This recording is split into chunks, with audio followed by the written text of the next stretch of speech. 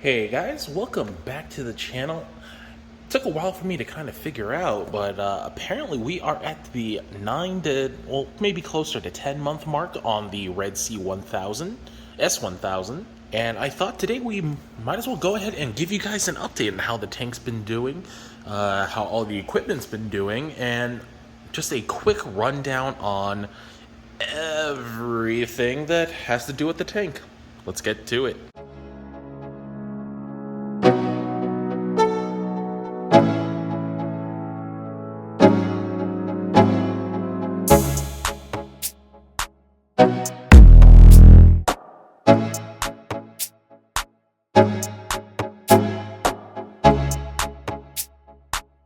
So to get started, let's go ahead and start with what a lot of people consider to be the not so fun part, the equipment.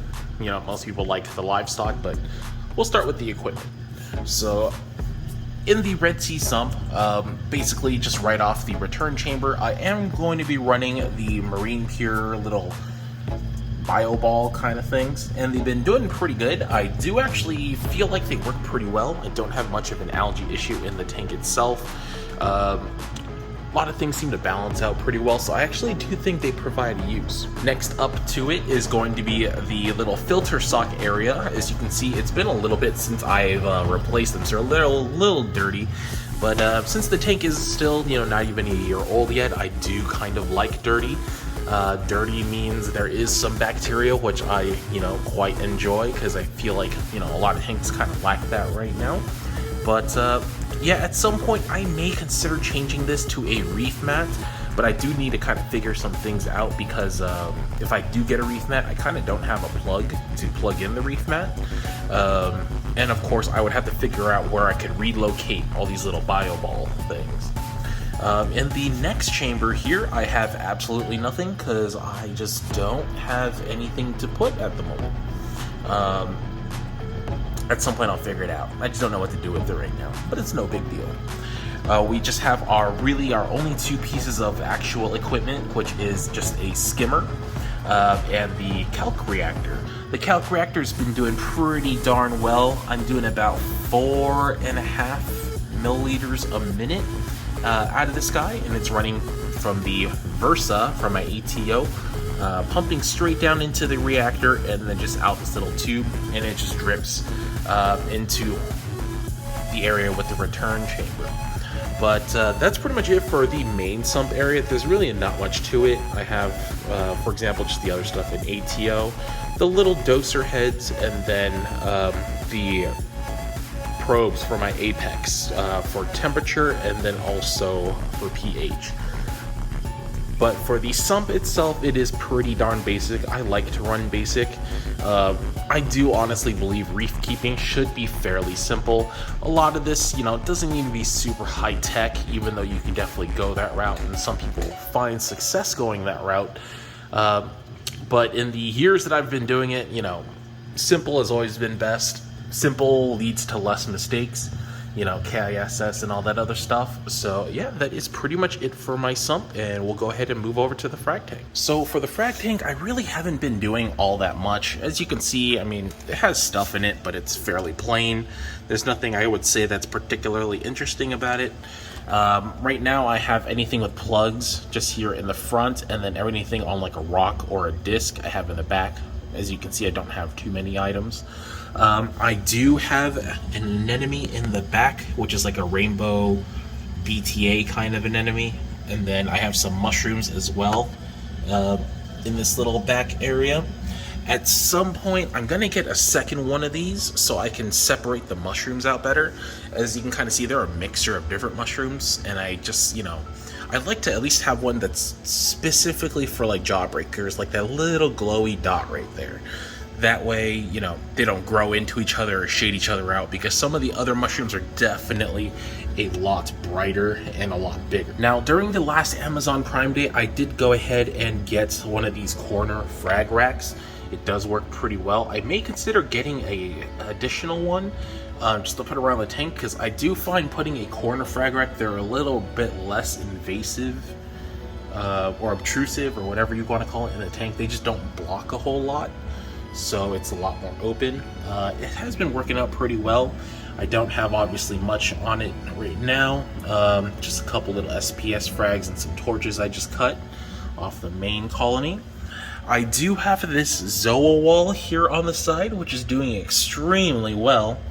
It looks really cool, and I'm just gonna let it go ahead and just grow out on that rack. As long as it doesn't grow out onto this bottom rack, I'm cool with that. At some point, I don't know what I'm gonna do with it. I'll probably just sell the whole rack, but in the meantime, I really like the way it looks. It's cool just to have a vertical wall of Zoas. You know, it's something a little different. You don't see much anymore. I do have some other coral here, mostly just Zoas. Probably the nicest one are these Little Shop of Horrors, like that old movie. And yeah, they look really cool. They glow really good, which is awesome. Like even from the top, you know, just super, you know, it's super obvious. And in the time I've had them, it's grown quite a few. It started with 2 polyps, and I think now it's up to 9 or 10 when they're all open. The flow in here is still a little bit annoying. As you can see, even with the pump, it's just, it feels very stagnant because the area where the water comes in, it's below, so it never pushes upwards, so it kind of feels like the whole area is just, you know, one stagnant puddle, even though it's not. But that's okay. At some point I'll probably get a power head to put in the back to, you know, aerate it better a little bit, but we're just not at that point. And also it would take up another plug, which would be kind of annoying. Now, I do run everything off of the Apex, and as you can see, I've used up pretty much all the outlets. Oop, the light turned off, but that's okay. Right now, all the outlets are being used for pretty much everything. So if I do add more equipment, I'll have to start taking a few things out, which is a problem. I considered adding like a third power station thing right here on the bottom, but I kind of have nowhere to plug it in, which is the problem. So I'll have to figure that out, but yeah, we might have to get creative. If I can't add another 832, I'm going to need to start moving some of this equipment around to figure out what I do need and what I don't need. Now, right now, I do dose trace elements. I only just started, so I haven't actually, you know, decided to talk about them because I haven't really considered if they work well or not.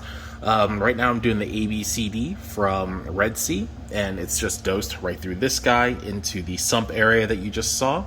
So it's kind of cool. I made it so it's, you know, not in the way. So it pulls in through here.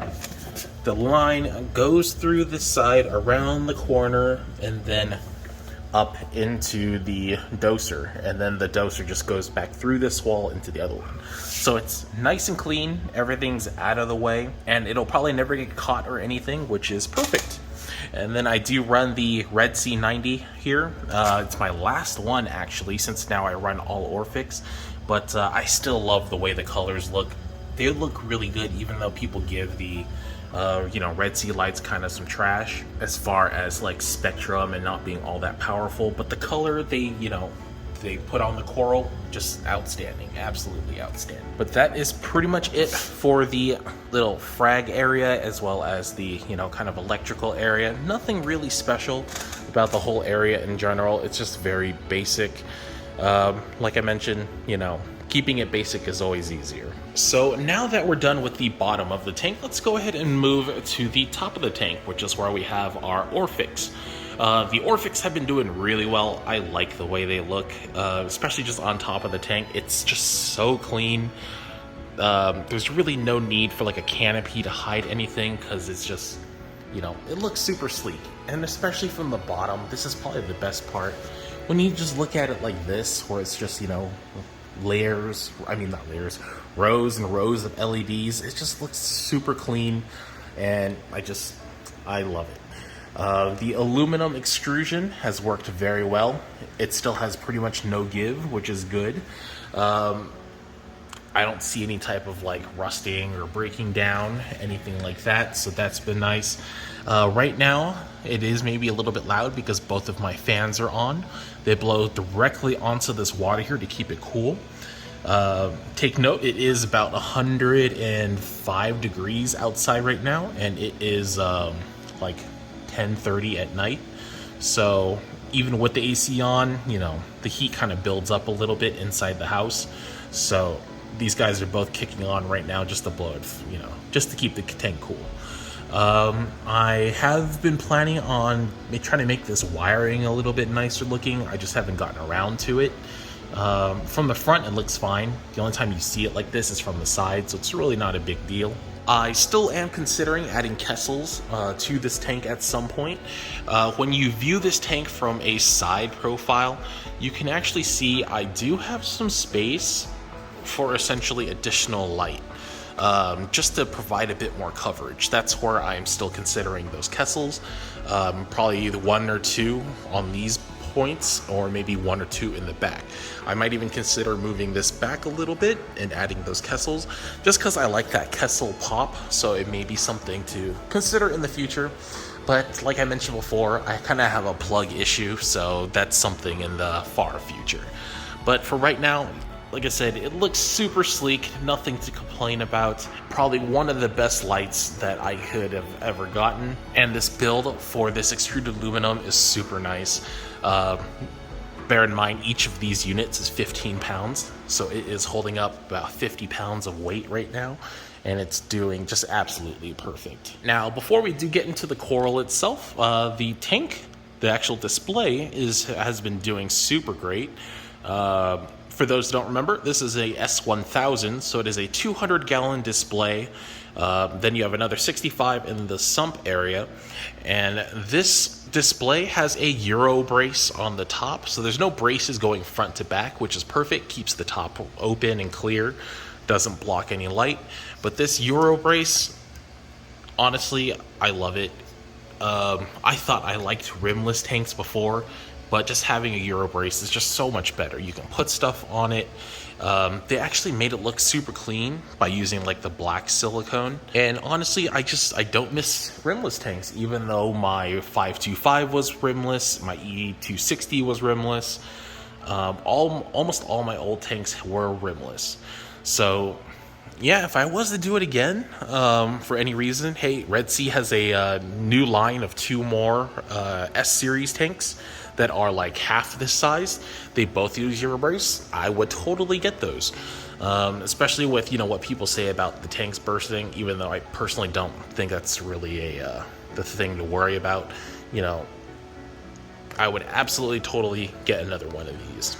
Now, besides the Red Sea lid that is doing fine as well, especially with this black mesh, it's a little dirty right now because I haven't cleaned it in a while, but it looks really good. But besides that on the tank, the only other equipment I have in here is going to be the wavemakers. So currently I do have 3. I have one on this side, one on the left side, and both of them blow upwards to give the SPS more flow here, SPS more flow there. And then I actually saw this on Fragbox TV when they visited one of their I don't know, friends, I guess. They actually mount one of their Red Sea reef waves on the Euro brace itself, so it doesn't obstruct the side view very much. So you still get the full power of the wavemaker itself, but you don't get any kind of obstruction, which I think is absolutely awesome, because, you know, at the end of the day, you want to enjoy the tank, and being able to view the side view like this is just absolutely perfect. Now, as far as the corals go, most of it has been doing pretty darn well. I have a few small mishaps here and there, but for the most part, everything's just slowly growing out. Of course, when it comes to sticks, it takes a lot of time.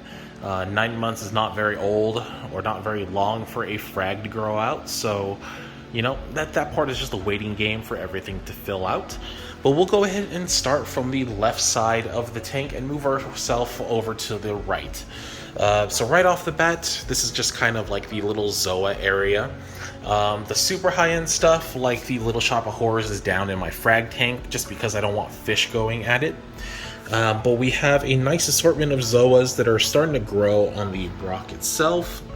They all look pretty darn nice. I may consider starting to move some of these ones on tiles, onto the rock also, just haven't kind of gotten around to it. But this is the only area I want zoas, just because they do, you know, grow over things, and some get a little bit invasive, such as these guys right here. So I'm not going to touch them. So I'm going to leave them on this rock just so they can go crazy, do their thing, but I don't have to worry about them, you know, invading the other rock and becoming a problem later on once this tank matures. I did go ahead and take a lot of my mushrooms off and actually brought them to the fish store for credit. I kept one big jawbreaker and then a couple of these little small red ones. Mounted them onto this little rock, and I'm just going to let them grow out there, and hopefully they do well. I still have these candy canes. Nothing much to say there. They've always done well, and I'm never getting rid of them. They don't do anything for me, but they look cool. So yeah, they'll stay there forever. Now moving on to the front of the tank, I do have quite a few Goniopora that are slowly growing out. I haven't been ultra successful with these Goniopora like I have in my previous tanks. Some do really well, and then some just don't. I'm not particularly sure why. I think maybe there just isn't enough bacteria in this tank yet. Or maybe there's like a bacteria that's killing them. I just don't know, but hey, that's part of the process. I might try later on, but right now, having a lot of easier coral is nice too. I still do have this yellow acan right here. It's kind of lost its brightness, but it's still yellow and green, which is absolutely awesome. And it has been growing. It's kind of hard to see, but it is growing that way, more towards the center of the light, which is fine. And then I do have this really nice splatter bubble that I had gotten from TSA. It's gotten at least 3 times bigger than when I bought it. By far one of my favorite corals, because that splatter look is just, it's amazing. On to the next rock here, we do have the Bernard Pora, which has to be isolated on its own because it does sting the crap out of anything else that it touches. No joke, anything that I put next to this coral loses. That's why even this chalice, even the chalices are generally kind of mean, is, you know, that far down, just because I know he's gonna win if he gets stung. I did recently purchase some of these open brains. This left one is just super awesome. The variety of color is crazy, and I got it only for like $100, which is, you know, a hell of a deal. But easy coral like these guys are super nice just to fill out the tank. You know, during the period where I can't, for example, go into high-end Goniopora, it's nice just to have something to look at and, you know, fill the tank out while I wait. Next up is going to be this leather coral right here. So I actually have 2 of these. This main one here and the one in the back. The one in the back is actually the one I had from my old 525. The one you could see that was bigger than a dinner plate. This is one of its children that I've had for a while. It's doing pretty good. Now this guy actually doesn't split ever. I've always had to cut him and then make frags out of those cuttings. This guy, which is from my neighbor Chris, who actually just brought it over because he kind of didn't want it in his tank, his new tank. This one is a variety I've never seen before, but I've heard about. So as you can see, it has a bunch of holes in it, and what it's actually doing is splitting. So every once in a while, what it'll do is this hole will get bigger and bigger, and then just a lump of toadstools is just going to fall off. I actually have one of those lumps right down there, and that is one of its offspring. So every week, this hole gets a little bit bigger until a chunk falls off. Yeah, and then it just starts a new toadstool. I've never had that happen before. Well, I've never seen this variety before. But yeah, that's something super cool I just kind of wanted to note. At some point, if he doesn't want it back, I may end up getting rid of this just because it's so darn big and it's only growing bigger. Honestly, I'd like to replace it with something that's maybe a little bit less green. But for the meantime, it's growing super nice. It's doing super well, so we're not going to touch it. We have a few more coral here. As you can see, I have 2 more Goniopora that aren't doing all that hot, but that's okay. At some point, we'll go ahead and figure that out. And maybe those trace elements, once I dose enough of it, that'll help. But for now, it's just a work in progress. I do have another nice Scully I got here from Vintage Aquaculture. He's a local guy here, Vin. Always love his Scullies. He gives a really good price on those. I have another open brain, a Endophilia. I actually have 2 of these. This one opens super big, but it's almost close to sleeping time, so it is a little bit closed. More Scullies, Scully. And a few of those previous videos you did see I bought some Scullies that were a little bit injured. They've been doing pretty darn well, and the flesh is starting to grow back out, so that is good. And then as we turn the corner, we do have kind of just more brain corals. This is the one that was stuck together. As you can see, the front one's a little bleached out, and that is not because they're stuck together. That is actually because I accidentally dropped an SPS on it, and it stung the living bejesus out of it. So it's a little pissed, but slowly it'll regain its color. And then, of course, we have the Mac Daddy, the Space Invader Pectinia, which I've had for God knows how long now. Always doing good, always a great producer of frags. And yeah, this guy's he's just chilling on his own in this corner. I'm pretty sure he loves life right now. Now, as we finish the sand bed, we'll go ahead and move upwards. We have quite a few sticks here now. Right up in front, we have just like a, standard gold torch. Looks always pretty darn nice. A Octospawn, and then a Holy Grail torch. Their growth has been pretty good in the last couple months. I went from 2 heads to about 4 on the Holy Grail. And then this guy, I started with like 3 heads, and I think I'm up to like 9. There's 4 or 5 on this guy, and then I have actually a couple more in the sump right there. So the growth rate on this one's actually pretty good. I'm just waiting for it to actually branch outwards instead of, staying as the little piece that it is. I do have a variety of SPS here. For example, a pink Cadillac, some maricultured frags. This one back here I just recently got, and that is a strawberry shortcake. Obviously the color's a bit muted since this is a new tank, but that is okay. So far it's been doing pretty good. Polyps are all out. I'm just waiting it for to encrust, and then once it's super happy, I expect the color to come back. The kind of tower of SPS right here has been doing pretty darn well. The growth on this top brick, they're starting to grow into each other, so I do have to cut quite a few pieces out. Before, the red Ferrari right here was getting super thick, so I actually cut this little, like an entire branch out and sold it. But as you can kind of see here, all the branches are just jetting out to each side.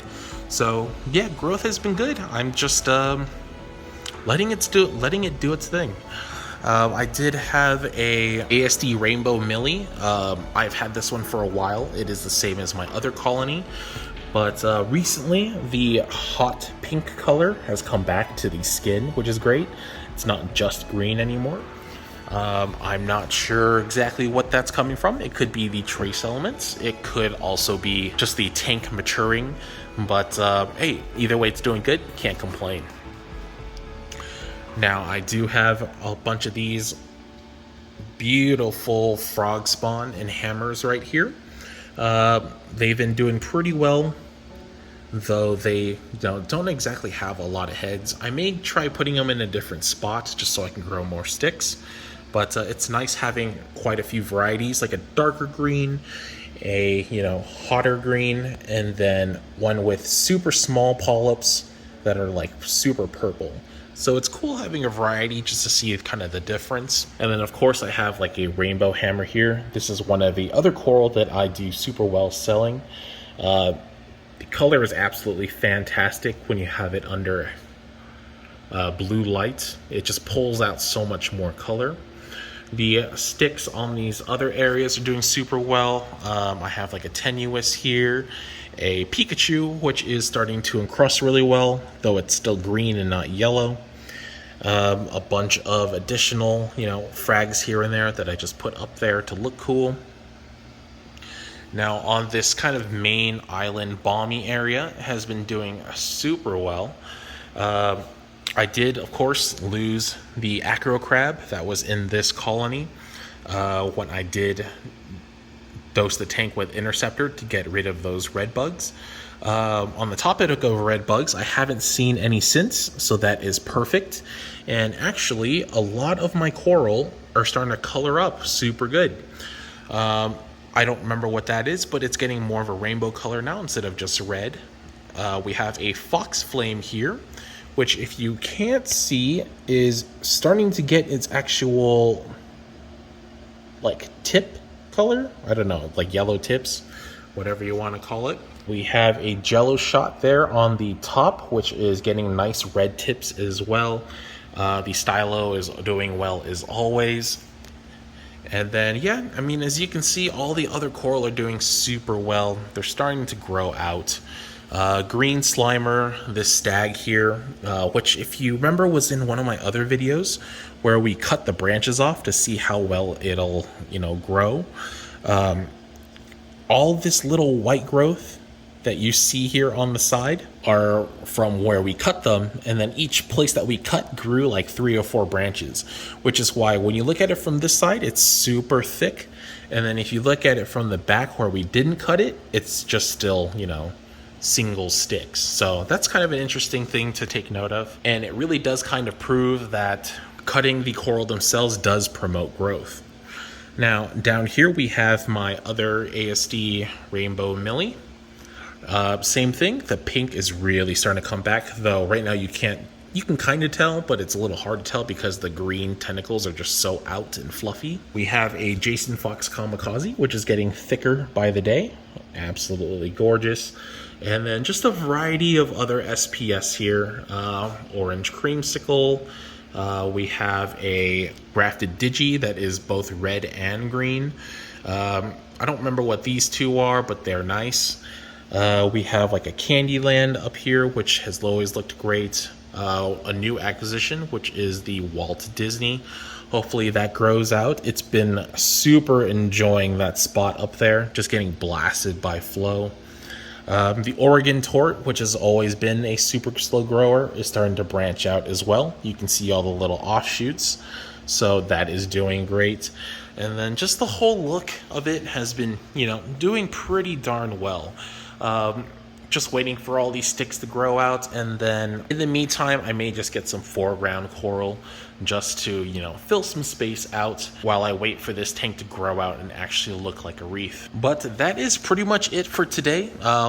Just kind of I don't know how long this video is going to be, but just kind of a quick update of the tank itself. So far, like I said, it's doing pretty darn well. Just letting corals do its thing, and then hopefully at some point I have, corals just so grown out it looks like an actual reef. But that is it for today. Thank you guys for watching as always. If you have any questions, just post them in the comments below. But I'll see you next time. Peace.